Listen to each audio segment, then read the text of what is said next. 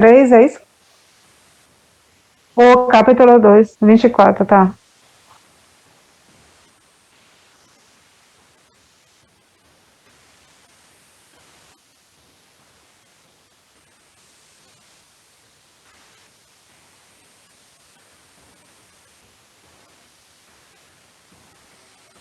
Está presente em toda parte.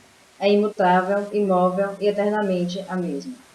Significado: todas estas qualificações da alma atômica são prova categórica de que a alma individual é eternamente uma partícula atômica do espírito total e permanece eternamente o mesmo átomo imutável. É muito difícil conciliar a teoria do monismo com este conceito, porque nunca se espera que a alma individual se torne homogeneamente. Após libertar-se da contaminação material, a alma atômica talvez prefira continuar como centelha espiritual nos raios refulgentes da suprema personalidade de Deus. Mas as almas inteligentes ingressam nos planetas espirituais para associar-se com a personalidade de Deus. A palavra Sarvagata, onipenetrante, é significativa, pois não há dúvida de que as entidades vivas estão em toda a criação de Deus. Elas vivem na terra, na água, no ar, dentro da terra até dentro do fogo.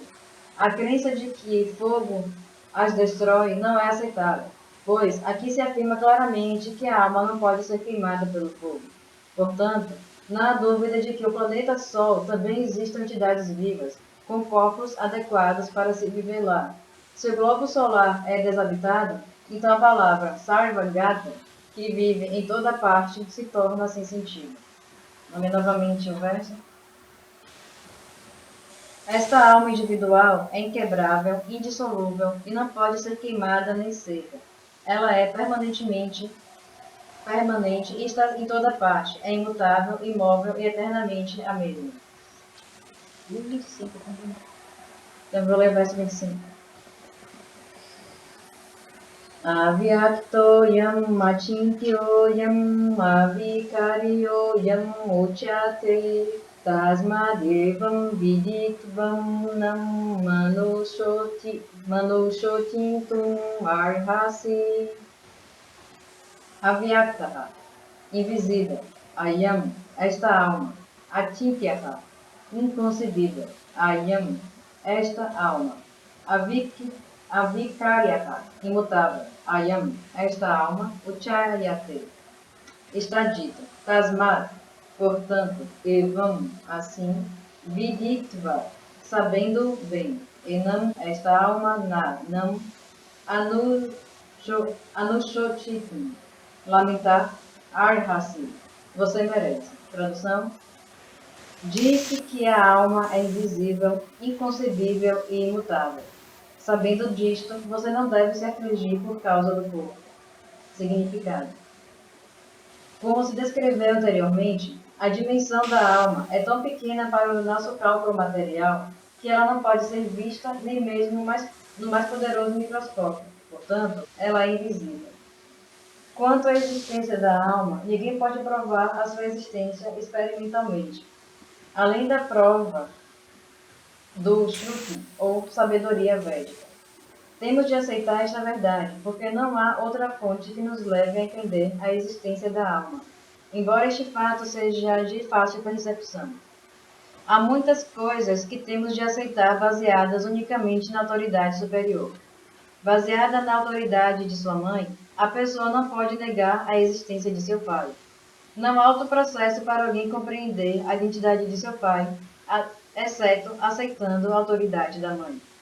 De modo semelhante, não há fonte para compreender a alma, exceto pelo estudo dos Vedas. Em outras palavras, a alma é inconcebível para o conhecimento experimental humano. A alma é consciente, é consciência e consciente. Esta afirmação também é dada nos Vedas, e também temos que aceitar isso. Ao contrário do que acontece ao corpo, a alma não muda. Em sua condição eternamente imutável, a alma permanece atômica em comparação com a suprema alma infinita. A alma suprema é infinita e a alma atômica é infinitesimal. Portanto, a alma infinitesimal, sendo imutável, nunca pode se tornar igual à alma infinita, ou à suprema personalidade de Deus. Este conceito é repetido nos Vedas de diferentes maneiras, apenas para confirmar a estabilidade da concepção da alma. A repetição de algo é necessário para que compreendamos o assunto por completo sem erros. Eu vou ler só os 2 versos. Esta alma individual é inquebrável, indissolúvel e não pode ser queimada nem seca. Ela é permanente e está sempre presente em toda parte. É imutável, imóvel e eternamente a mesma. Disse que a alma é invisível, inconcebível e imutável. Sabendo disto, você não deve se afligir por causa do corpo. Eu só quero fazer Peraí, vou te passar para você, Naís. Eu só quero falar uma coisa. Quando ele fala somente se compreende isso através do estudo dos Vedas, não está querendo dizer que somente essa literatura que fala a verdade. Vedas, no caso, é a verdade. Veda significa verdade. Então, apenas na literatura que fala a verdade que se compreende. Então, não está dizendo que é exclusividade. Compreender é exclusividade dos Vedas. Não tem essa... Diga, Naís.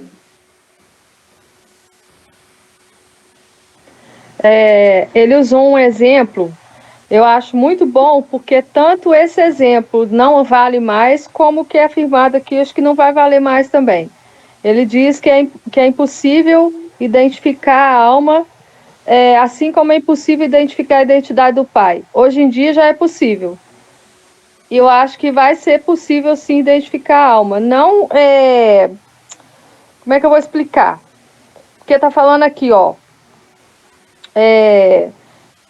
ela é invisível, mas o efeito dela e a forma como o que ela causa no corpo, né?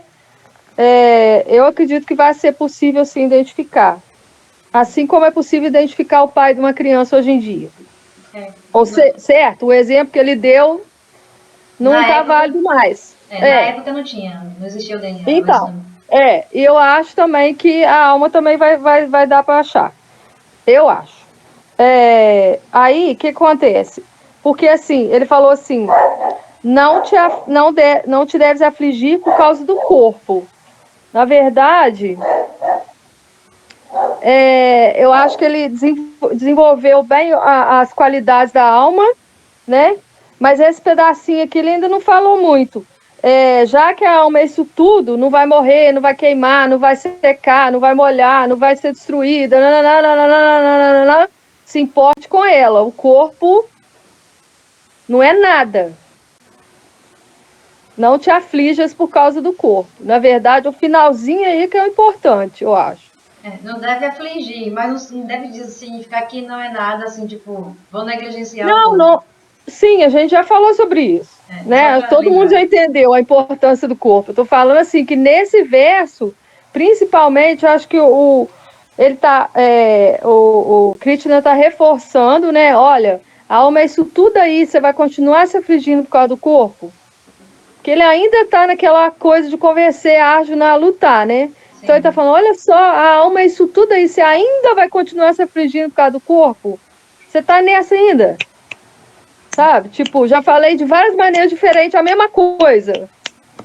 Cai a ficha já, meu filho? Desenhar. Deixa ele desenhar. Ele tá quase desenhando, mas ele vai desenhar, né? Que ele vai aparecer para ele do jeito que ele é. Vai desenhar. Mais ou menos. Vai desenhar.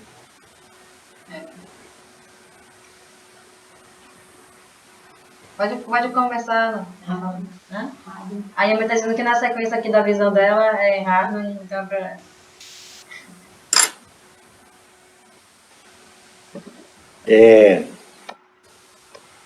Eu quando eu acendo muito alto, eu tenho dificuldade para voltar para a terra, sabe? Eu emendo, às vezes, o Mahamantra com a cura, sabe?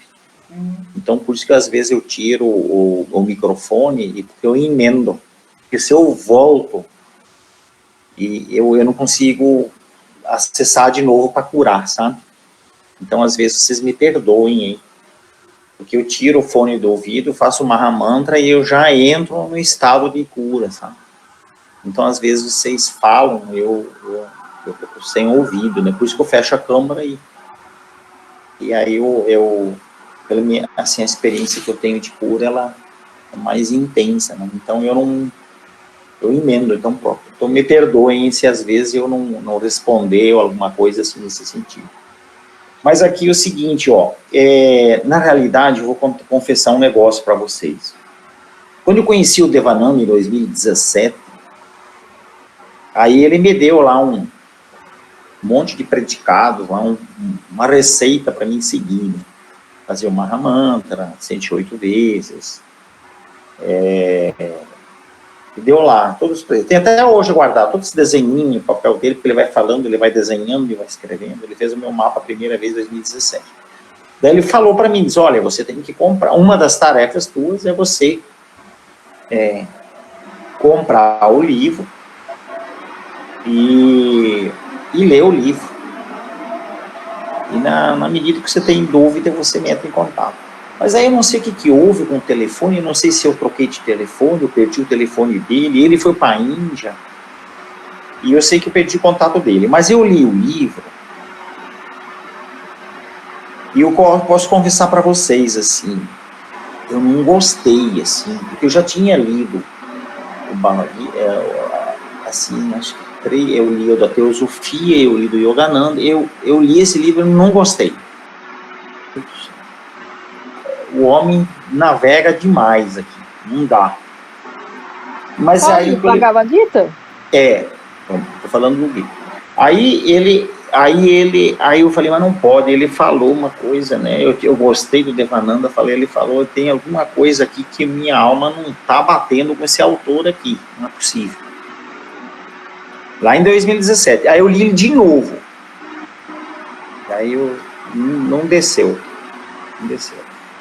Aí eu fiquei inculcado, comecei a pesquisar, comecei a entrar, comecei a ver outros autores, comecei a assistir aula e coisa e tal, e assim por diante.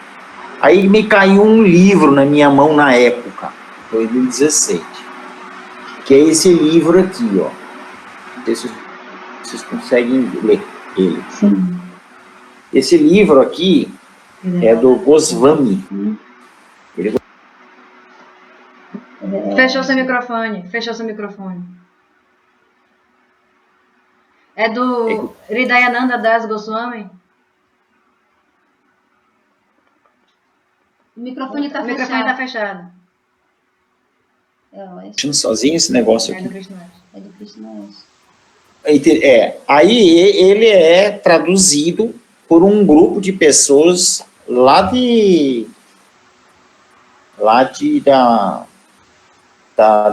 como é que é lá, Religare, da fundação, que é uma fundação vinculada à ISKCON, não é verdade? Religare, né? Ele vinculado a vocês, né? Ele vinculado à ISKCON. Pelo menos assim, por quê? Porque eu, na época, eu imaginei que seria porque é de Pindamonhangaba, a editora. Falei, bom, né? Então, estou dentro da linha, eu quero entender. Aí, com a leitura desse livro e com o Prabhupada, aí eu comecei a entender, entendeu? Que tem coisas da interpretação dele, que a interpretação dele, não necessariamente que é uma essência, é a interpretação dele. E aí eu comecei a entender também que tem outra coisa importante nesse livro dele, que tem coisas que não dá para compreender, porque tem muitas coisas dentro do Gita que foi escrito por ET.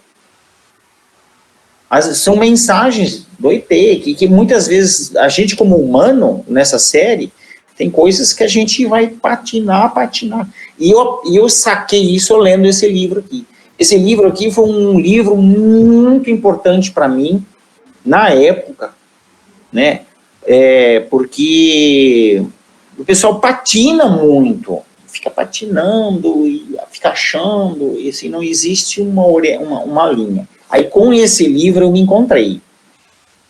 Aí eu comecei a entender, e tem coisas assim que a gente não vai entender. Por exemplo, alma imóvel. Ou é erro de tradução, ou o avatar lá que assoprou isso aqui no ouvido, entendeu? Mas a alma nunca é imóvel. Jamais. Entendeu? Principalmente quem vê.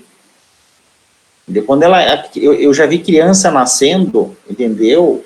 Na hora que nasce, quando baixa a luz e se aloja no bulbo raquidiano, entendeu? E ela se movimenta. É luz. Entendeu? Então, ela não é imóvel, tá? Então, assim, então deve ser. Então tem assim, então eu aprendi, entendeu? Dar desconto para que a gente lê.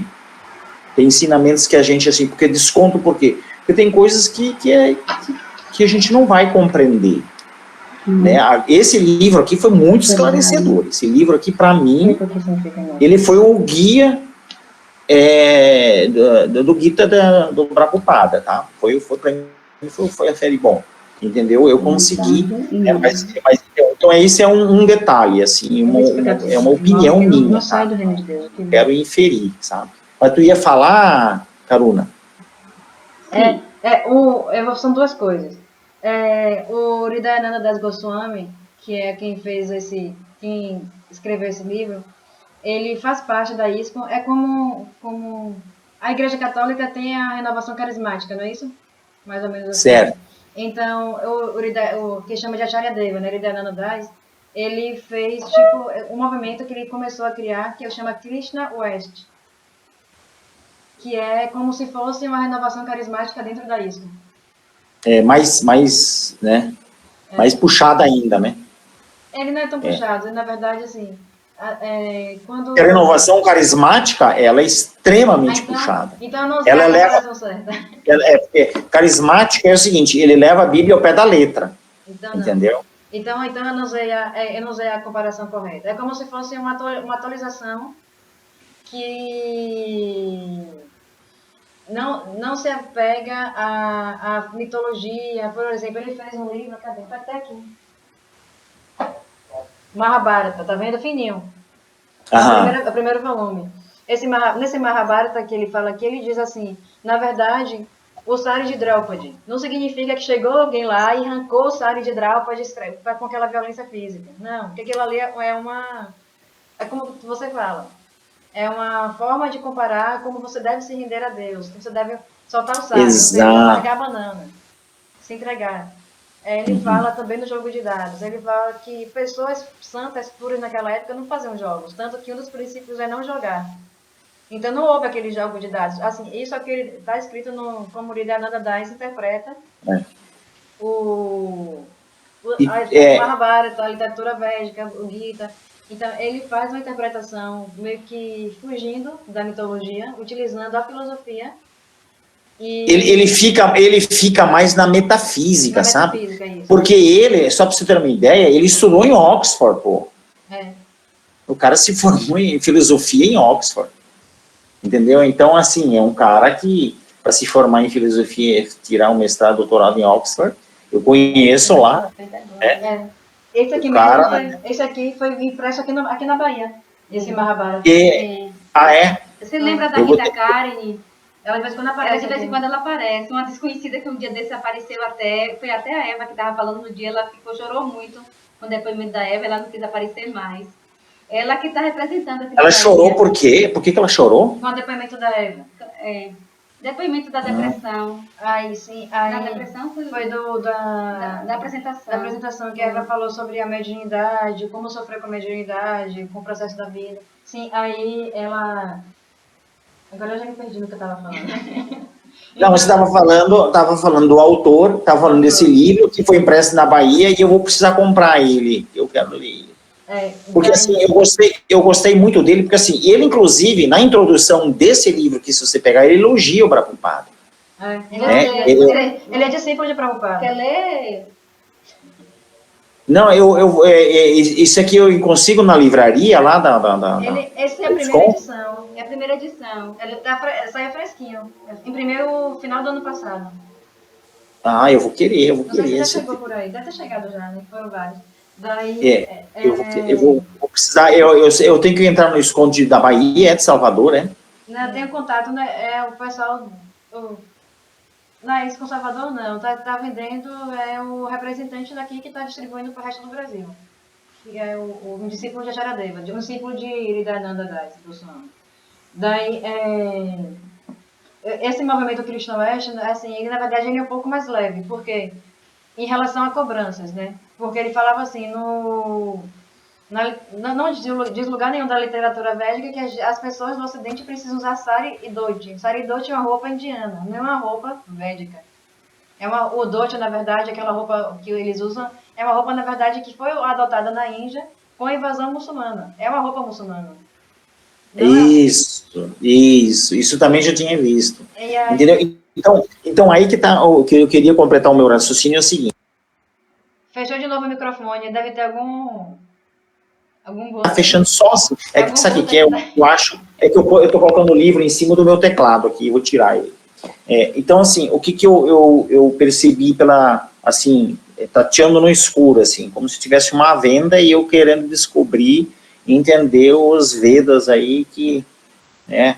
Então, assim, o que eu vi? Então, existe muito uso e costume que as pessoas colocam, que fogem da metafísica e colocam uso e costume, né? Tem outra coisa seguinte, como, segundo a Oxford, que o pessoal, porque assim, a Oxford criou o maior centro de pesquisas védicas lá, né? Eles estudam todas as linhas, tudo assim por diante. Aí eu estava lendo lá também que eles falaram o seguinte, que na realidade esse negócio de escrito do Vedas é muito mais antigo do que todo mundo fala. Eles falam em mais de 10 mil, 15 mil anos, já existia essas coisas escritas. É muito mais antigo. Uns falam que é depois de Buda, outros falam que é antes de Buda. Eles falam que é muito mais antigo. Então, isso foi passado pela tradição, boca em boca. Então, assim, às vezes as pessoas contam historinhas, e aquilo a historinha vai contando de repente. Sabe como é que é aquela história que a gente fala, que eu faço com meus alunos, entendeu? Da transformação da verdade. Eu mando um aluno ler um texto, entendeu? E ninguém escuta. E um vai e lê, eu fico com o papel, e ele vai passando de boca em boca para uma pessoa para outra. Com 15 pessoas passando a mesma história, daí eu mando a última pessoa contar a história. Não tem nada a ver com a primeira história que a pessoa leu. Não sei se você entendeu o raciocínio. Sim, entendi. O telefone sem fio. A professora aqui faz isso também. Um dos regulamentos da ISCOM é exatamente o mestre espiritual. Ele tem que passar toda a verdade como ela está sendo dita. Ele não deve acrescentar nem diminuir, mas sim do jeito que ela está sendo escrita e sendo passada. Quem escreveu os Vedas, os originais, os 4 Vedas, foi, como você chama, né, o ET, que é Vyasadeva. Então, mas assim, o que eu quero dizer assim para vocês, assim, né, então, mas nas interpretações vem muito costume, o uso e assim por diante, né. Então, que nem você vê assim, né, a passagem lá, não, porque os macacos levaram as pedras para a ilha, assim por diante, entendeu? Então, tem alguma correlação lá na época que foi colocado isso, entendeu? Mas se você olhar o tamanho das pedras, tem que ser muito macaco do mundo inteiro para carregar uma pedra, entendeu? Porque assim, a NASA os antropólogos, né, paleontólogos, assim por diante, eles estudaram ali. E eu fiz essa pesquisa para ver isso, né? Então, eu entendi que, na realidade, você tem que pegar esse ater ao ensinamento. O que é que te evolui? Porque senão, sabe o que acontece? O seguinte, uma coisa muito interessante que me veio esses dias em meditação. Porque se você ficar discutindo detalhezinho, ele é uma distração intelectual do ego. E você fica perdendo o tempo discutindo. Entendeu? Nós perdemos cinco quintas-feiras só estudando se Deus era personal ou impersonalista, entendeu? E não saímos do chão, entendeu? Tipo assim, então, tem muitas coisas que é distração, que você tem que ficar na devoção, pegar um tema central, não fugir do tema central e avançar, entendeu? Porque senão você não consegue, por exemplo, que nem esse aqui, imóvel, não existe. Isso, era outra coisa que eu queria comentar sobre o imóvel. Esse imóvel, assim, eu posso tentar explicar no pressuposto de que imóvel significa que não sai do reino celestial. A alma nunca saiu de lá. De lá não, daqui, né? De onde a gente está. E então a alma... Ela é permanente, está presente em todas as partes. É imutável. E aí ele vem com a palavra imóvel. Certo, eu vou tentar falar assim, esse imóvel está em toda parte e tal, seria o seguinte, assim, como eu compreendo, de que continua no plano celestial, a alma nunca está no plano material. O que está no plano material seria a consciência, um pedacinho, né? Tem um fiozinho que liga a consciência da alma. Então, o que você vê, assim, eu poderia dizer, né? Mas eu vejo a alma mexendo, né, se movendo dentro do corpo de uma criança, quando nasce. O que você poderia ver se mexendo é a energia que vem emanada da alma que continua lá. Que nunca saiu de lá, imóvel nesse contexto de que nunca entrou no plano material. O que acredita estar no plano material seria a consciência. Eu interpretaria dessa forma, né? Mas eu não... Não, mas, Karuna, isso não é uma interpretação só sua, isso é a base do Teorema dos Sonhos. O Devananda também fala isso. Então, não é que você entende assim, vamos, né? Vamos falar em que pé que a gente está no nosso estudo. A gente está partindo desse ponto. O Devananda afirmou que quer construir uma teoria em cima disso, e a gente está estudando isso. Assim, que a alma nunca saiu e que ela só projeta a consciência. Isso não é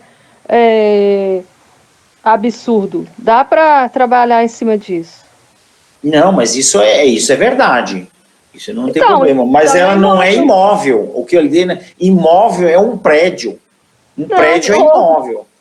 Não, Hardwin, imóvel no sentido de que ela não sai de onde ela está. Então, aqui que está escrito aqui, ó, ela não sai do lugar que ela está. Mas não a palavra imóvel. Ué, qual a diferença? Não, tem uma diferença muito grande. Então, tá. Mas não vamos entrar nesse detalhe. Detalhe da linguística. Quando você vai estudar o Gita, você vai perceber essa questão, né, do imóvel. Assim, se está em toda parte, vamos ver aqui, né?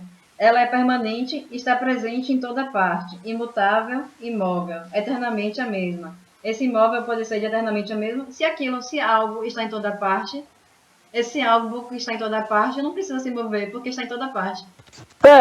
Em todo lugar. Aí acaba tendo uma apagadinha aí também. Porque, vamos ver. Deixa eu ver. O éter. O éter está em toda parte, então o éter não precisa se mover, porque ele já está em toda parte. O que se move é o som que está se movendo, são as ondas, né? As ondas que se propagam no éter.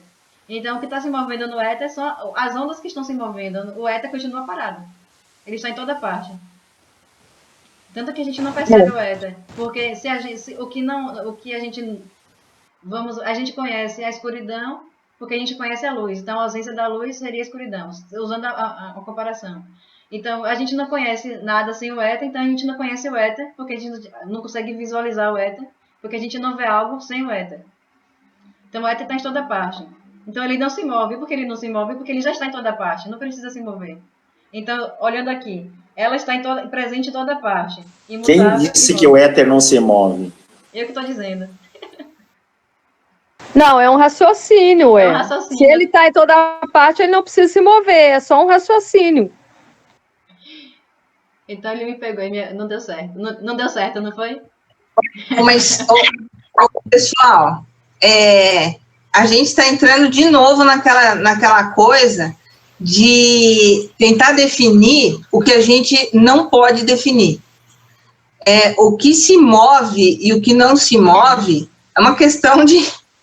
É o ET escrevendo para um humano. Eu nem outra coisa, né? Que nem outra coisa. Um ET escrevendo para um humano. É o ET ou é Krishna, Karuna? Krishna, Vyasadeva é Krishna. Krishna não é da Terra. O que não é da Terra é um ET, então quem escreveu foi um ET. Se A igual a B, Sim, mas não é qualquer ET, vamos combinar. Não é qualquer Não ET. é qualquer ET. Não, mas falando desse ET aqui. Não estamos falando de Não, qualquer ET. querido.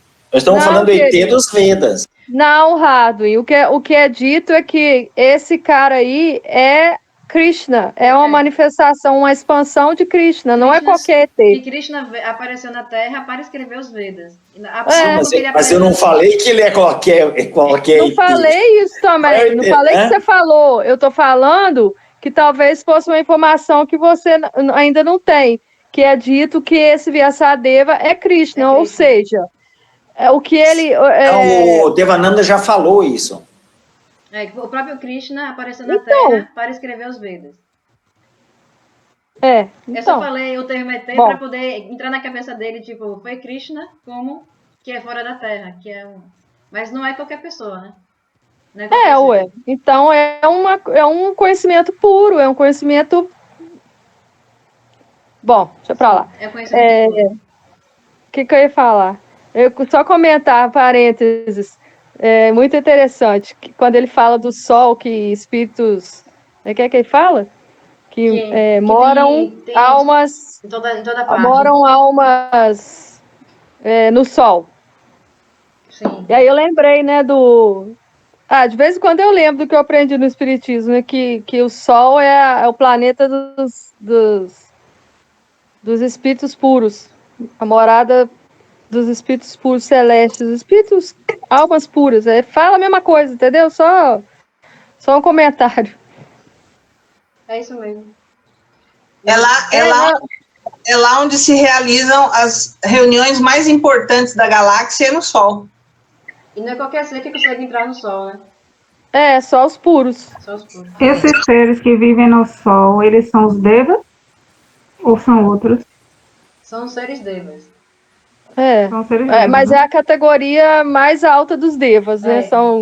Porque dentre os Devas, como dentre os humanos, a gente pode verificar, né? A gente consegue visualizar diferentes tipos de seres humanos, né? Tem um processo de evolutivo. Os Devas também estão em processo de evolução. Que nós, evoluindo, também poderemos alcançar a fase Deva e continuar evoluindo. Né? Poderemos, né? Passar pela fase Deva. Então, da mesma forma, tem Devas que estão evoluindo e tem Devas que já são autorrealizados. Tem Devas, inclusive, que recebem funções de coordenar planetas, universos.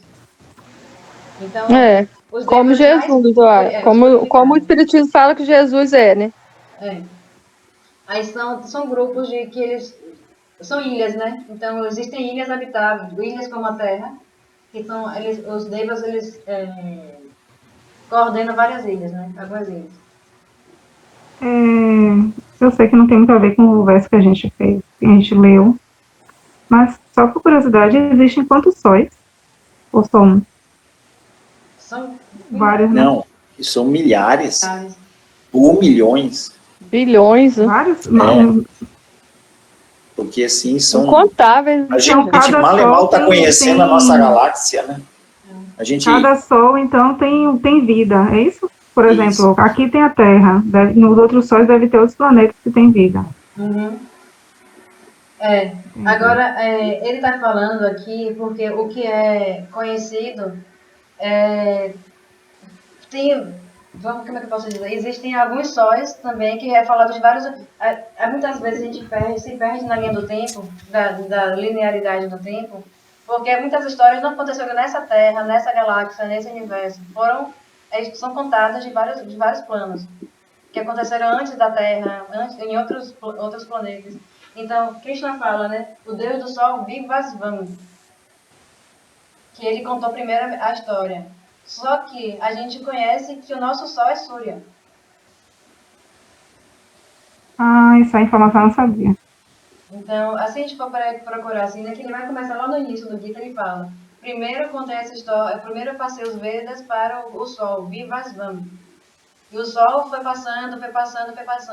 Aí tem uma parte que Krishna fica em dúvida, como é que você primeiro contou essa história para o Deus do Sol, sendo que o Deus do Sol é mais antigo do que você? Como é que isso pode acontecer?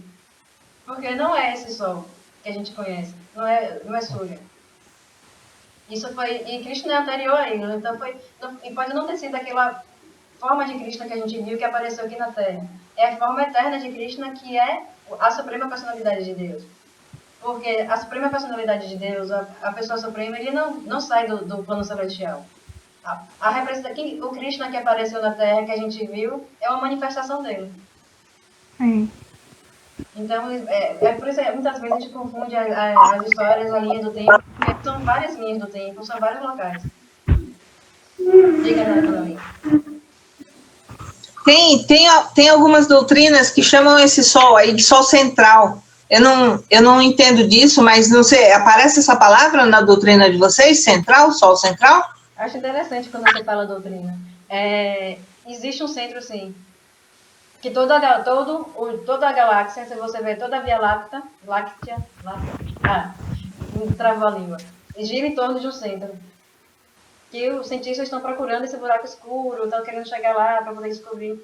E todo o universo, na verdade, gira em torno de um outro centro. A Via Láctea também está girando em torno de algum outro centro. E que tá girando em torno de outro centro. É fractal isso. Esse sol central aí, que é dito, não é o nosso. E não é no centro da nossa galáxia. Isso. Não é o nosso Sol e não é o centro da Via Láctea, é o centro de outra. E assim, existe um universo. Esse universo que é enorme, inconcebível, que a gente não consegue nem chegar ao fim dele, nem no meio dele, é um universo. Existem vários universos. Então, se você, Carolina, pesquise Mahavishnu. Mahavishnu, você vai ver o Vishnu, que é uma forma de personalidade de Deus, que do umbigo dele sai uma flor de lótus, dessa flor de lótus sai o Criador, e em torno desse caule da flor de lótus estão girando vários universos, em forma de bolhas. Entendi. Então o universo tem a forma de bolha, então ele se expande e depois retrai, expande e retrai. E se você for, os cientistas agora já estão falando sobre isso, que o universo que a gente conhece não começou com o Big Bang. Que na verdade houve uma expansão e como é? Esqueci o termo. Retração. Refração. Isso é constante. Isso é constante. É constante. Todo o universo, toda a galáxia, a Terra, os planetas, todos eles existem uma compressão e uma expansão. É como a sanfona. É como o coração, a batida do coração. É a sanfona. A sanfona a gente vai tocando assim. A respiração de Deus. A pulsação. O universo está pulsando. Outra coisa que eu vi também foi que a Terra não seria redonda. Não, a Terra não é redonda. Não é redonda. Nem é plana, tá? Pelo amor de Deus. É sério, eu vi isso em um vídeo do conhecimento védico, muito complexo. Que o Sol, que a Terra, ele não fica. Que o Sol não gira em torno da Terra, na verdade. Não, é o contrário, que a gente pensa que a Terra gira em torno do Sol, mas na verdade é o Sol que gira em torno da Terra. E que, na verdade, ele não gira em torno, ele vai e volta. E a gente tem a sensação, por isso que a gente tem a sensação que é redonda a Terra, mas não é. Eu posso passar esse vídeo, quem quiser. É védico também. Só um minutinho, peraí. Onde foi que tu viu, Carolina? É um vídeo, não sei se... Não é dos que eu costumo a estudar, que é do Ciência Milenar e do Monge Mahavir, não. Foi um vídeo, Inês de Devananda, foi um vídeo que me passaram, da pessoa também que está nesse caminho. Aí é um vídeo que explica tudo. Tem fala um de livro... Prabhupada, e que fala isso do Sol, que o Sol vai e volta, a Terra não gira em torno do Sol, e que a gente tem essa sensação por causa desse movimento. Tem um Deus que faz esse Tu já leu todo o Gita? Sol. Tu já leu o Gita inteiro? Não cheguei a ler inteiro ainda não. Estou lendo aos pouquinhos. Certo. Tem um livro, tem uma coleção maior, que são 18 volumes, que chama Bhagavatam. Eu tô ligada. O Srivan Bhagavatam. No Bhagavatam ele fala sobre o universo, sobre a criação do universo, como é que funciona. Já que você está nessa curiosidade, nessa inquietude de descoberta, leia os primeiros cantos do Bhagavatam. Acho que até o primeiro, até o terceiro, não lembro. Nos primeiros cantos do Bhagavatam, aí vai demorar, porque O Gita ainda nem terminei. Todo dia eu leio um pouquinho, mas é porque realmente tem coisas que são bem complexas, né? Eu vou te mandar o link. Manda o link pra ela. Vou te mandar o link. Mas é isso aí que eu estou te falando. Você tem esse conhecimento? Ou é uma viagem assim? Caromila, você gosta... Caromila, você gosta desse tema? É o seguinte, eu sou linkado com a NASA, então todos os filmes, VTs, tudo, agora no Marte, eu acompanho tudo que eu gosto disso, entendeu? Então lá você tem filminhos, animações, feitos pelos maiores telescópios do mundo, aí você pode ver todos esses movimentos, entendeu? Você pode ver, assim, fantástico, filmagens fantásticas, e você pode, e aí tem outras páginas também eletrônicas, tem no Instagram, tem no Facebook e assim por diante. Então, cada novo VTzinho, videozinho que eles soltam, ele pode vir direto para você e você assiste todo dia. Então, eu acompanho agora, por exemplo, o Gibinho lá no Marte, as pesquisas, as filmagens. E aí tem outros filmes. Aí você consegue compreender visualmente como que o Sol funciona, como que é essa expansão, né, a circunferência. Na verdade, eu não tô... Eu entendi que você está querendo, mas não é porque eu estou desacreditando que as coisas que a ciência até agora nos mostrou seja mentira, não. Mas é uma informação que eu vi em um vídeo, entendeu? E que é do conhecimento védico. Por isso que eu estou trazendo aqui, para saber se vocês têm conhecimento. Mas eu posso compartilhar com vocês e vocês podem assistir. Eu fiquei curiosa, eu quero ver esse vídeo, eu não conheço. Eu vou mandar, porque também é muito complexo, entendeu? São muitas informações, que não é fácil. Realmente assim, para uma cabeça como a nossa da Kali Yuga, compreender muita coisa, mas eu vou mandar para vocês darem uma olhada, mas é do conhecimento védico. Vamos estudar, vamos ver o que é isso. Eu vou passar, sim. É um pouco demorado, mas vale a pena ver.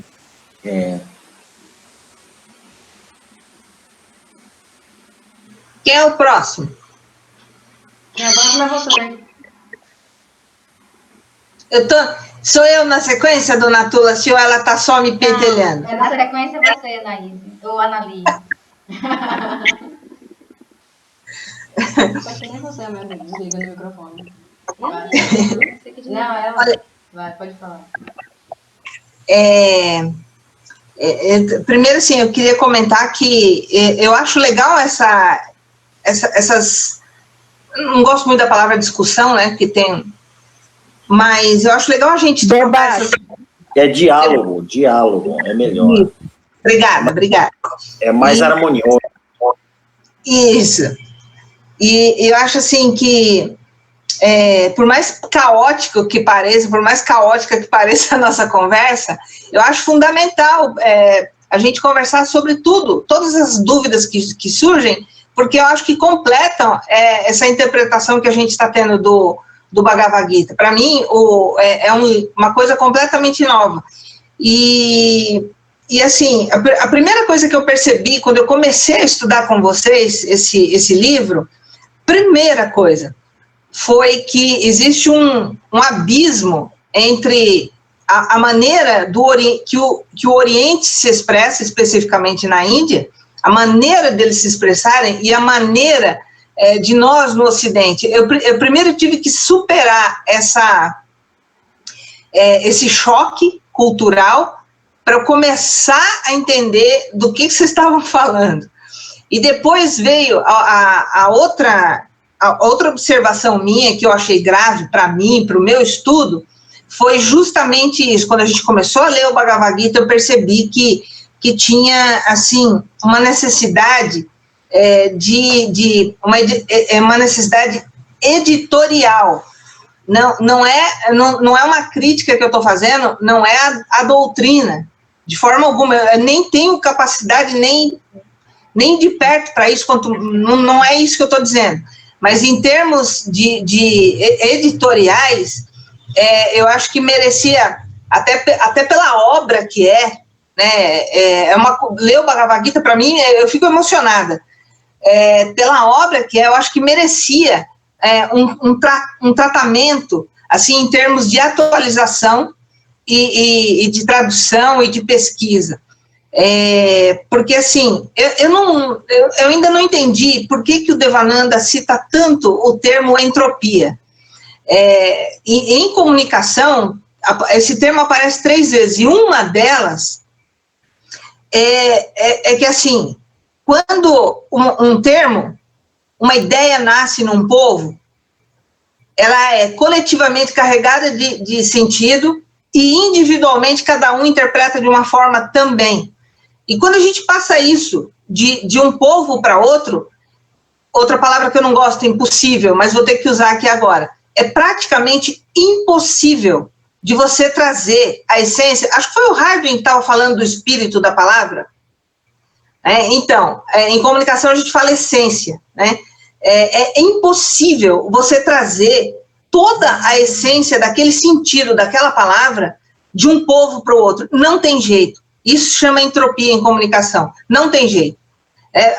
Essa essência, ela acaba se perdendo, porque ela tem vida própria. É como se ela tivesse vida própria. É como se fosse, do jeito mesmo que o Harding estava falando naquele dia, dela ter um espírito próprio, né? Então, o máximo que a gente consegue fazer é dar a cada um de nós uma interpretação. E isso vai acontecer sempre, não tem jeito.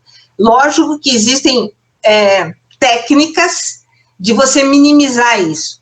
E é lógico que, como disse o Prabhu Devananda outro dia, quando o Srila Prabhupada fez essa tradução, ele não tinha essas técnicas. Então, você imagina, ele passou do sânscrito para o idioma dele, hindi, e depois do hindi ele passou para o inglês, e depois do inglês aí se espalhou pelo mundo. Então é lógico que a gente vai ter perdas, é lógico que a gente vai ter discrepância de interpretações, e a gente precisa sim tomar cuidado com isso. Por isso que eu volto a dizer, eu acho legal a gente abordar esse tipo de coisa, o que é imóvel, o que não é, eu acho importante a gente falar sobre isso. E com relação ao texto de hoje, 3 palavras me chamaram a atenção. Eu não sei se vocês leram ontem, porque como eu não estava presente, eu tive que abrir aqui no computador, eu não sei o que é monismo. Ele cita isso aí. Foi falado antes? Isso? Não? Foi, tá. Eu não lembro o que é isso, monismo, tive que olhar aqui. E a outra palavra que me chamou a atenção também foi essa história de identificar a alma. Também, eu acho que é o que a Anaíse falou. Vai sim, é possível sim a gente identificar a alma, mas quem sou eu na fila do pão, né? Eu acho que é possível. Não sei explicar por que ainda. E quanto ao imóvel, eu concordo com a teoria de que, assim, se ela já está, ou melhor, se ela é em todas as partes, é um jeito de ser imóvel, porque ela já está em todas as partes. Eu concordo com essa visão aí do uso da palavra imóvel nesse caso. É isso. Vou pular na frente da Karuna. Eu não vi você, desculpa. Eu não vi que tá metade você, metade sua mãe. Desculpa. Talvez eu vou falar a mesma coisa que você vai falar. É por isso, Anali, que eles ressaltam muito a importância do guru, porque o guru é da sucessão discipular, né? Ele vem da sucessão, então é passar de guru para guru, então subentende-se que é o guru que vai guiar esse estudo para evitar especulações que distorçam o conhecimento. Então, pelo menos o Devananda fala muito isso, todo o cara do Ciência Milenar Indiana, eles falam, não estude sem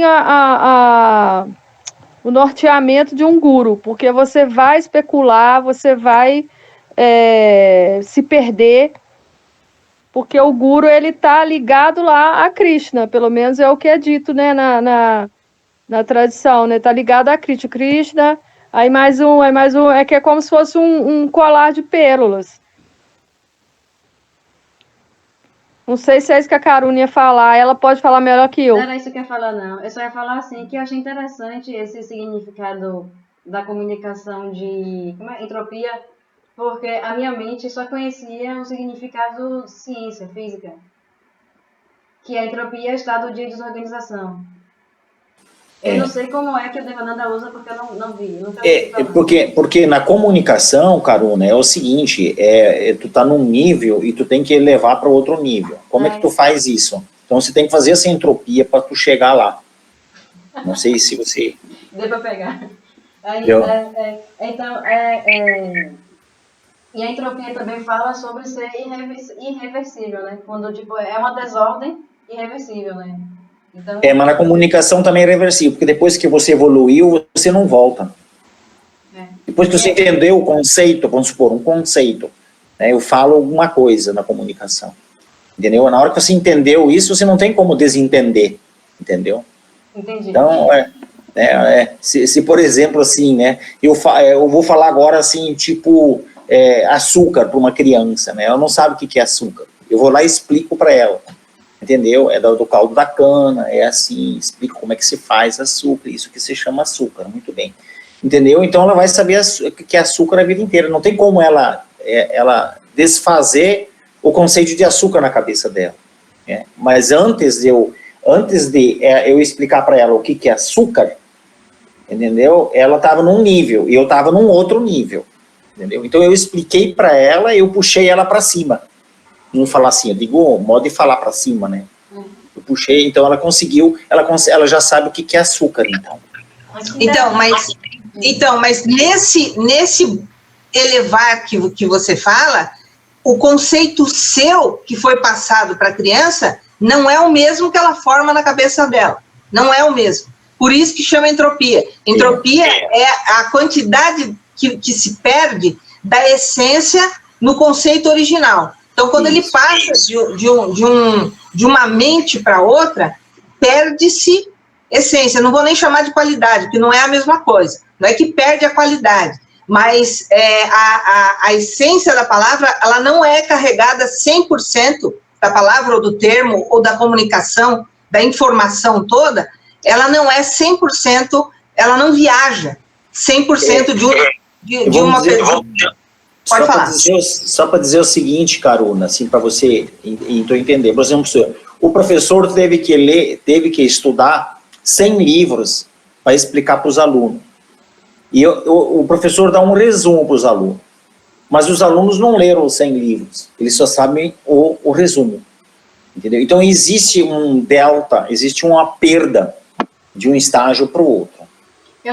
Acho que eu estou conseguindo fazer. Por isso que é tão importante na comunicação a gente pegar o espírito. Por isso que os antigos chineses, o Egito, quando eu estudei em entidades fechadas, né, secretas aos ensinamentos dos egípcios, entendeu? Então eles falavam muito na palavra espírito, né?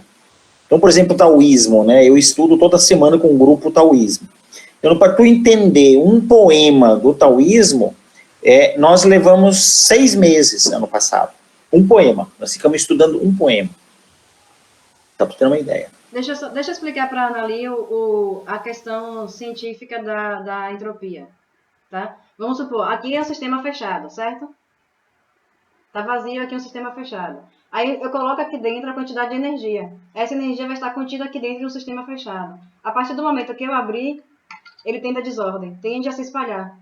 A energia que está aqui dentro saiu e nunca mais vai retornar e vai ser a mesma, porque vai se espalhar. Então essa desordem significa que aqui dentro tudo tende a desordem, ou seja, tende a se expandir.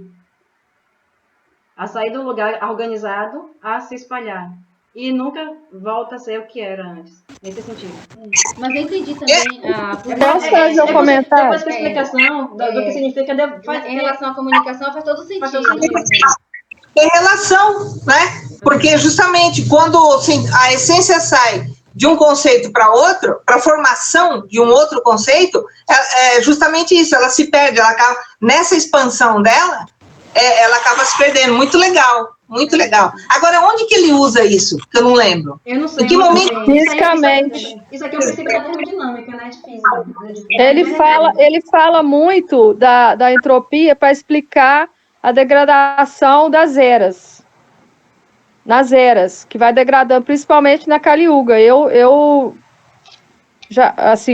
principalmente entendo nesse contexto.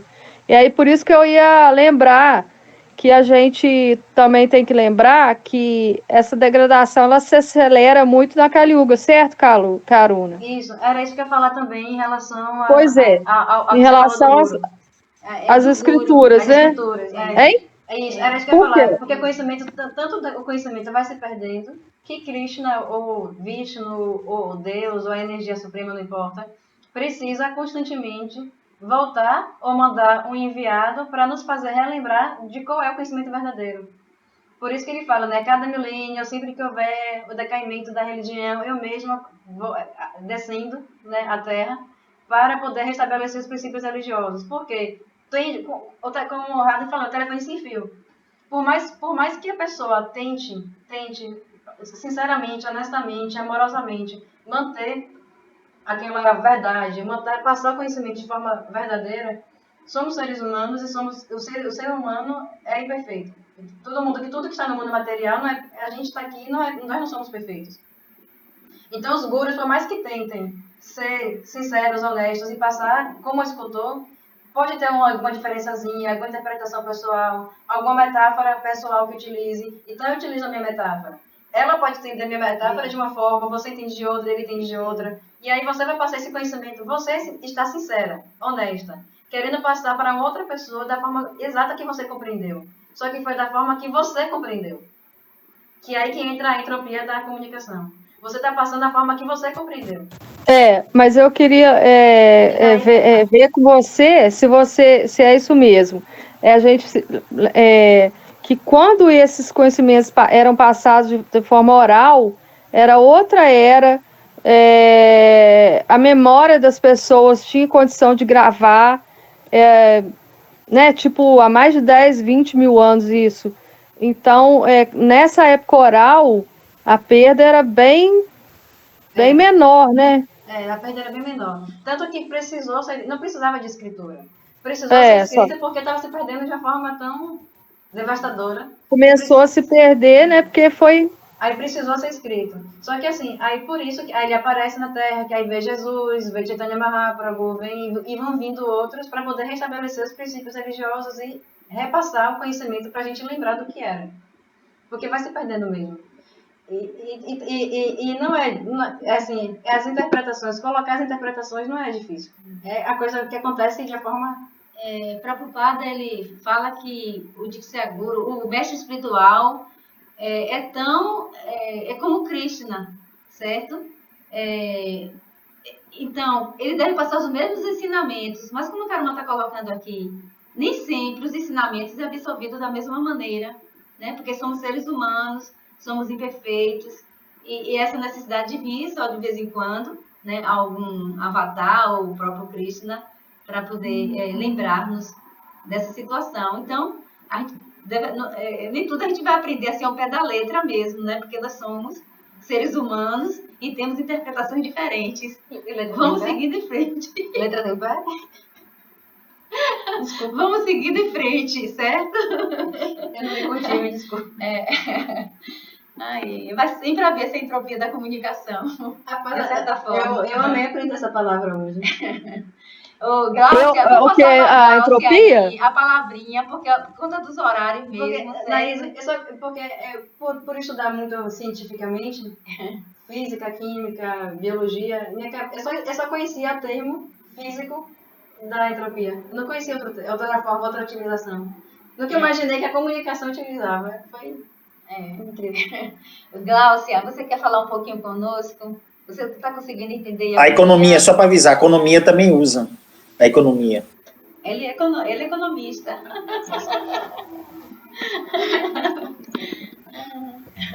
Vai, Glaucia. Na economia é mais fácil de entender.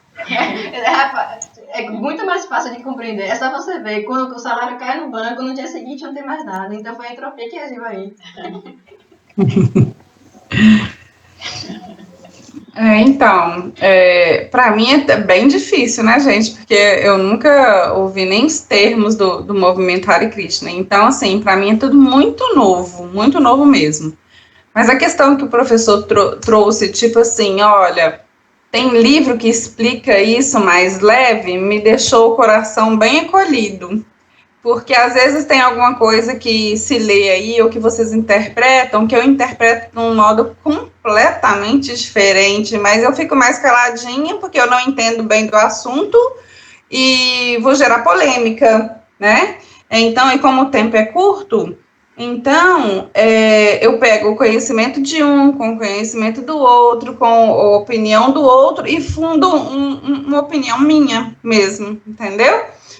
O mais difícil que eu achei foi ela faz entropia. Ela faz.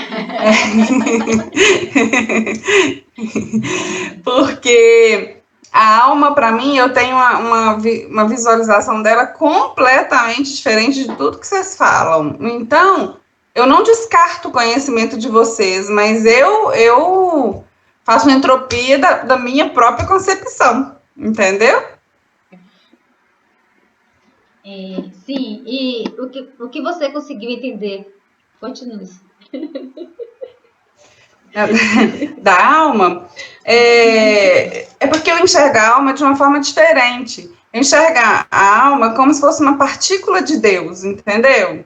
Então, ela tem uma partículazinha aqui, e eu sou projetada aqui como um perispírito, um corpo material e um perispírito. E essa alma aqui que é totalmente pura e para mim, tá?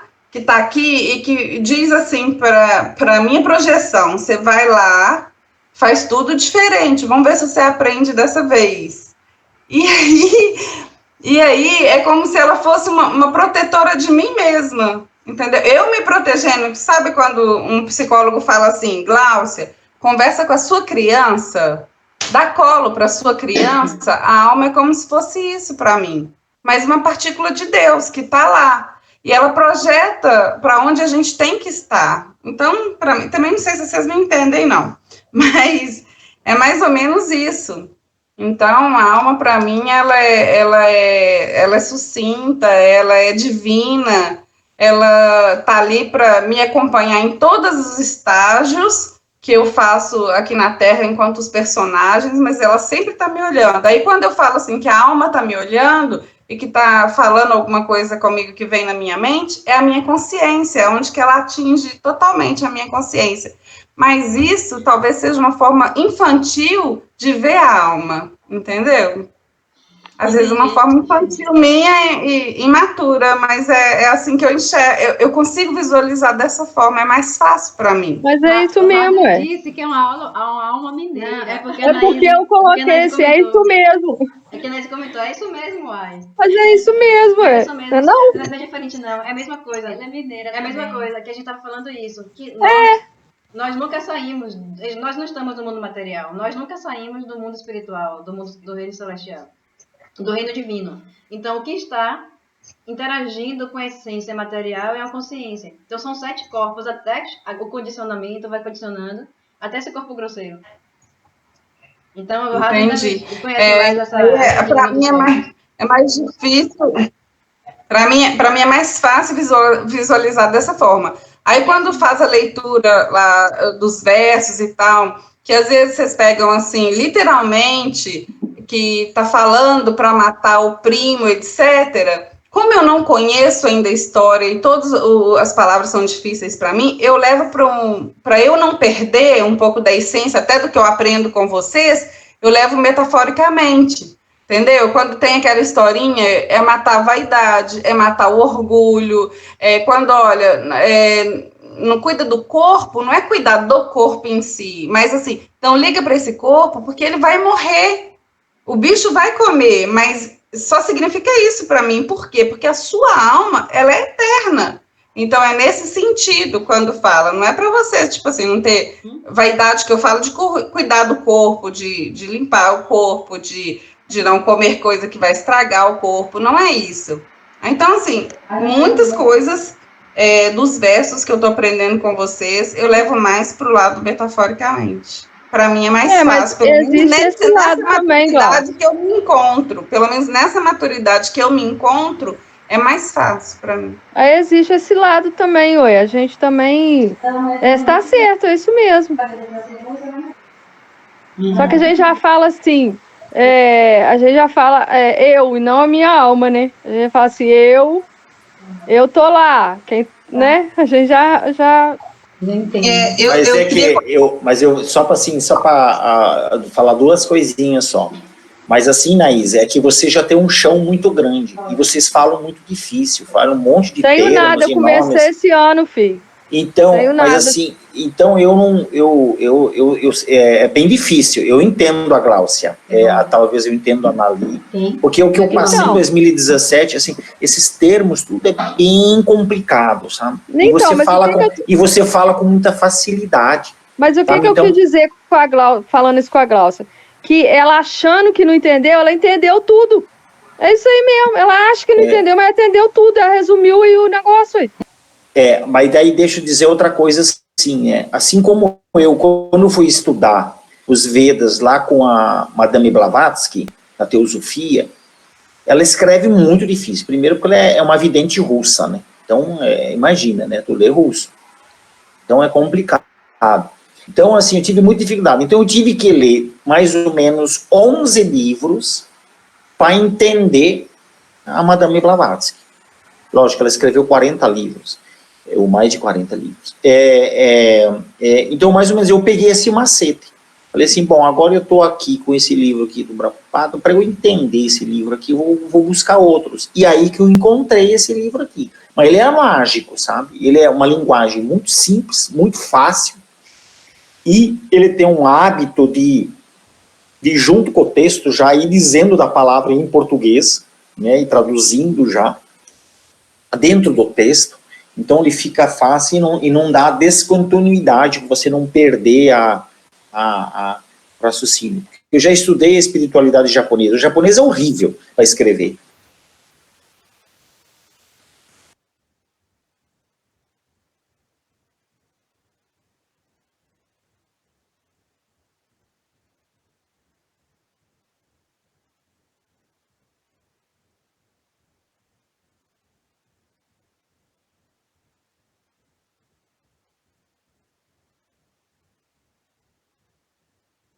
Deixa eu só completar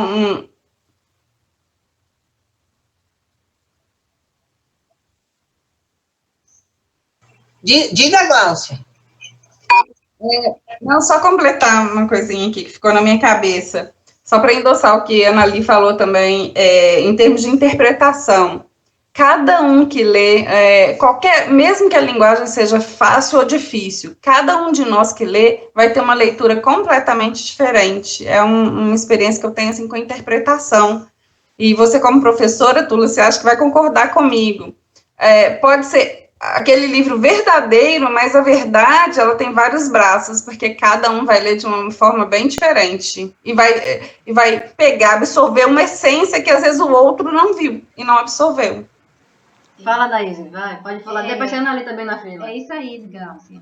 Eu queria falar só uma coisinha rápida. Peraí, só uma coisinha rápida. Inclusive, a gente mesmo interpreta o mesmo livro de várias formas. Sim. Se você pegar esse mesmo livro e ler daqui a 1 ano, daqui a 5 anos, se você ler 10 vezes, uma vez, todo janeiro eu leio o mesmo livro. Cada livro vão ser livros diferentes.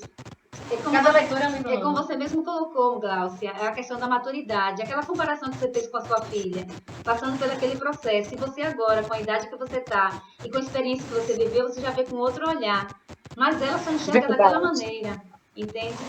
Então, o caminho é esse mesmo. E a gente vê que você é um Vaishnava. Você consegue interpretar, entendeu?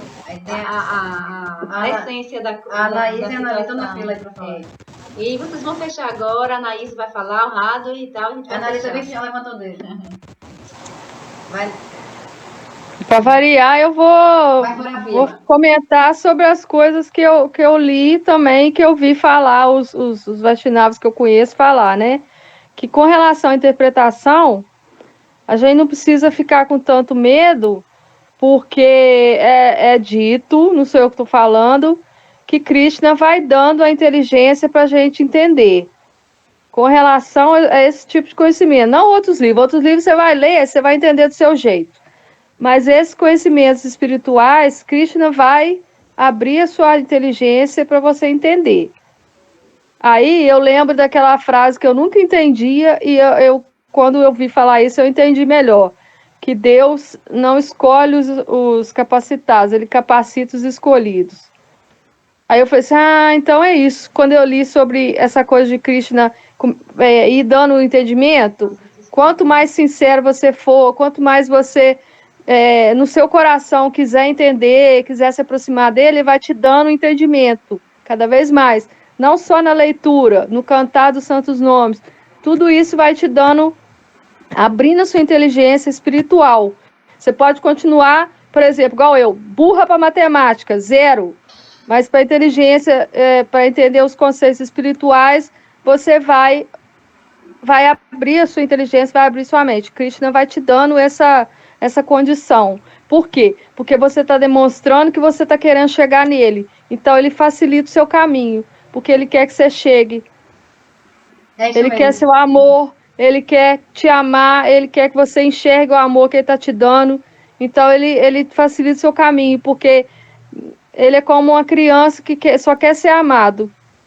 E ele faz tudo para facilitar que a gente ame ele. Estou errada, Karuna? Tá certo, é isso mesmo. Então, fala, né? Por mais que você acha que não está entendendo, continue lendo. Continue escutando, que uma hora vai cair. Vai cair a ficha. Vai, Anali, estava na fila já.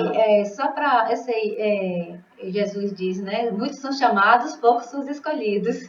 E essa sequência aí que você colocou. Anali... Eu não quero acrescentar nada, não, só queria perguntar se a dona Tula se acha viável a gente marcar um dia para conversar só sobre alma, o conceito de alma pelo conhecimento védico. Será que é possível a gente fazer um dia desse? Porque eu sei que no outro grupo já teve, mas aqui entre nós não teve ainda. E talvez fosse interessante a gente conversar um pouquinho sobre isso, porque facilita a compreensão de nós somos... como é que o Prabhupada fala? Outro dia eu perguntei para a Karuna assim, como é que ele fala sobre quem está começando? Os imbecis? Neófitos. Neófitos, Então, os neófitos... Eu não entendi. Que Prabhupada chama os iniciantes de neófitos. O neófito é um termo, no egípcio, na Rosa Cruz também fala neófitos, é o iniciado, o iniciante, né? E eu não lembrava do termo, perguntei para a Karuna se eram os imbecis. Quase isso.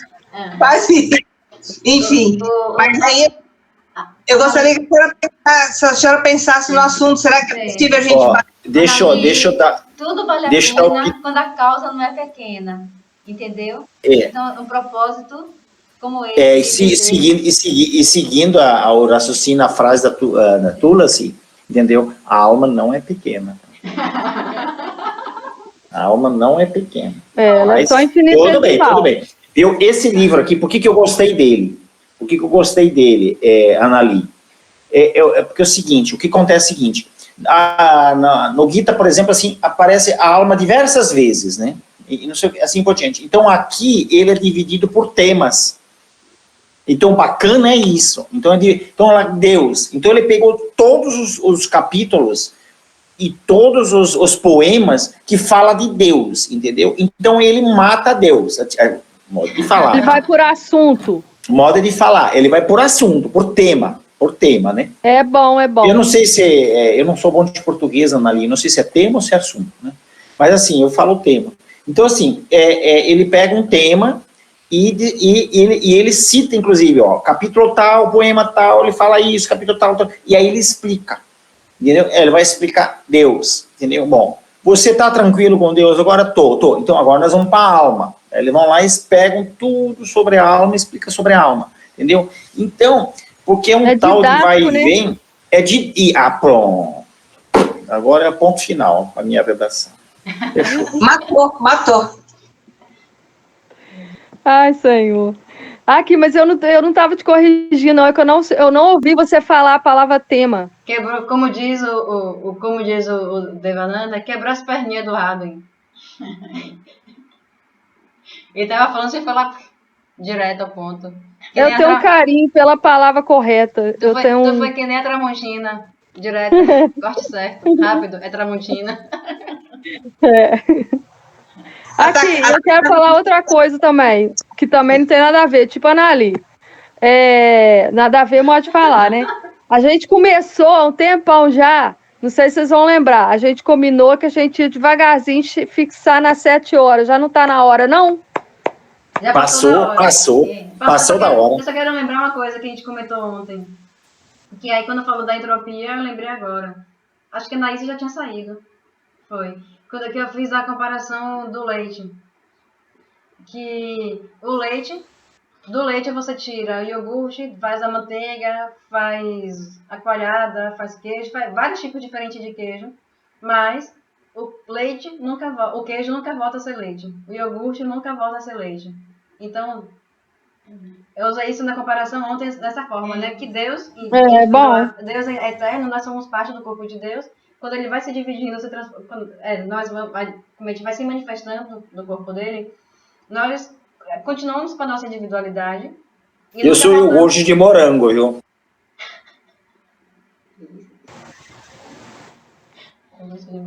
Eu sou queijo provolone, tá? E você é quem, mulher? Então, acho que eu sou uma coalhada.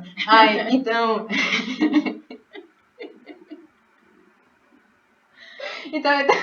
eu tô conseguindo. Mas vocês entenderam a ideia, né? A gente nunca perde a ideia da Vaishnava, é que você nunca perde a individualidade. Então, saindo dele, se divide, se transforma, a sua individualidade nunca retorna. Então, podemos dizer que existe uma entropia universal, né? Tipo, nunca volta a ser o que era antes. É que nem a cerveja, em estado bruto dela, ela é cevada, entendeu? Ela evolui espiritualmente e vira cerveja, entendeu?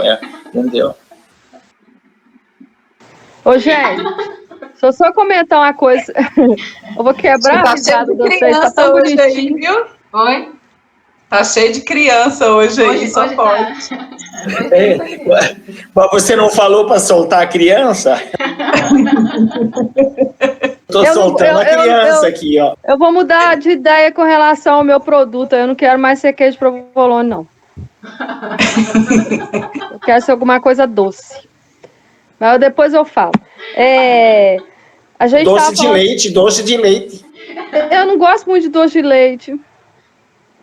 Tá, o caseiro eu gosto. Tá bom, doce de leite. Não, gente chata é doce de leite quente. Não. Ó, eu te colocaria como pão de queijo. Pão de queijo. Então, mas eu queria... Tem mais coisas além do leite. Se você colocar recheio doce, ele fica um pão de queijo doce. Se você aqui se vende pão de queijo com recheio de goiabada. Isso é uma heresia.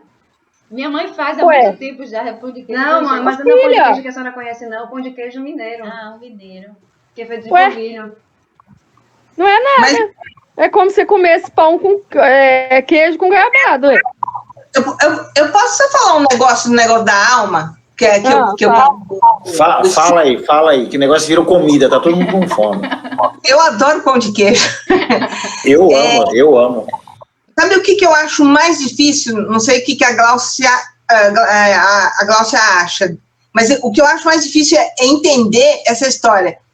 Porque nas outras religiões, principalmente no Espiritismo, a gente entende que a alma está aqui. E para os Vedas, não. O que se manifesta nesse corpo é como se fosse só um comando da alma. É só um comando. Então, isso para a gente que é neófito... Bom, eu entendi isso aí muito bem, Anali. Ou que é beócio, né? Então, é muito difícil de entender que ela fica lá, no âmbito espiritual, e o que anima esse corpo aqui não é exatamente a alma, mas A gente não pode dizer a minha alma, tem que falar no sentido de que essa manifestação, esse comando da alma, é ela própria. Mas não está aqui. Ela só está experimentando o mundo das ilusões por meio disso que a gente chama de corpo físico. Isso, olha... Eu só vou corrigir que nem no filme Avatar, gente. O cara fica lá deitado, sonhando. É aquilo. Então, é que eu não quis atrapalhar, mas eu ia falar isso. Avatar, mas tem um seriado agora muito fantástico, que é o Altered Carbon, né? Alteração do Carbono. É um seriado Netflix. Lógico, tem guerra, tiro no meio, que nem Avatar, entendeu? Só que ele tem um princípio, só que ele fala realmente que corpo que eu tava, entendeu? Quanto tempo eu fiquei na geladeira, né? E aí eles têm uma medalha que fica, um chip que fica, por exemplo, exatamente onde é que fica o bulbo raquidiano. Olha que só que fantástico, entendeu? Então, assim, entre uma vida e outra, eles guardam, entendeu, para outra vida, eles congelam o corpo, aí volta e instala, entendeu, esse chip na pessoa. É muito interessante, sabe, para entender esse raciocínio. Mas eu levei muito tempo para entender. Precisa de uma aula mesmo, de uma discussão grande, porque a minha visão enquanto espírita é tipo isso, eu vou morrer e a minha alma é que vai acertar as contas, é que vai ver o que ela fez. A sua alma não, você. Não, enquanto na visão espírita, entendeu? A minha alma sou eu. Enfim. Então, agora, não é a minha alma, o corpo vai morrer e eu vou voltar. E a alma vai ficar. A alma não, eu. Aí agora, quando eu comecei, conheci o Devananda, aí eu já imagino, já visualizo com outros olhos, olhos de projeção mesmo, de várias energias até chegar aqui. Então, assim, a ideia de Anali de a gente debater mais sobre isso é bem interessante. Eu só queria corrigir um pouquinho o termo da Anali, é coisa rápida, que você falou, né? A gente não está aqui. Como é que a gente não está aqui? A gente está aqui sim. Agora, esse aqui é relativo. Onde é o aqui? Aqui eu estou aqui no mundo espiritual. Eu estou na refulgência do divino. O que acredita estar no mundo material é a minha consciência. Então, fala, eu estou aqui, eu não estou aqui. Como é que você não está aqui? Onde é o aqui? É terminologia mesmo. Como é que eu posso dizer que eu não estou aqui? Onde é que eu estou? Se eu aqui, no português, o que é aqui? Aqui é o lugar onde você... Aqui. Eu estava insistindo com a Glaucia, porque eu também sou espírita, e dentro do espiritismo a gente já vinha falando nisso. Parar de falar, gente, para de falar a minha alma. Não, eu... Desculpa, te cortei, fala. Não, tá tudo bem. Mas eu acho que a Anali entendeu o que eu quis dizer. Né? Que é só questão de semântica mesmo, né? Como é que eu posso dizer que eu não estou aqui, se o aqui é o aqui? Então, eu estou aqui no reino divino, porém, a minha consciência, no caso, eu enquanto consciência, que acredito estar no mundo material, nesse holograma. A minha consciência está projetada num corpo que está agindo no mundo material. Na realidade, E na vinda você instalou um aplicativo, entendeu? Que esse aplicativo diz o seguinte para a alma: ó, você é o corpo. E ele fica toda hora repetindo: você é o corpo, você é o carro, você é a casa. E esse aplicativo é um aplicativo maldito. É uma sacanagem. O nome desse aplicativo é vida, e tem gente que só play no aplicativo e deixa o aplicativo trabalhar sozinho. A ideia é não deixar o aplicativo trabalhar, é você interromper a função do aplicativo. Desinstalar do programa. Eu entendi da última reunião com o Devananda, eu entendi que essa função aí de fazer a gente pensar que é o corpo é do Arrancara. É do Arrancara. Ele que é o programa, ele que é o aplicativo. Ele que é o aplicativo. Eu não sei outras línguas, mas eu posso falar do português. Tem o português, eu imagino que as outras, a maioria é assim também. Dá uma dica pra gente ficar esperto. A partir do momento que você fala, a minha mão o meu nariz, a minha boca, significa que não é você. É algo que você tem. Você usa. Tem uma aula de então não é você. Tem uma aula de meu guru que ele fala assim, né? Ele chega bem assim, eu vou falar como ele... É que eu gosto da forma que ele fala. Ele fala, se eu falo a minha mão, meu braço, minha cabeça, meu corpo... Aí ele vai, então, quem sou eu?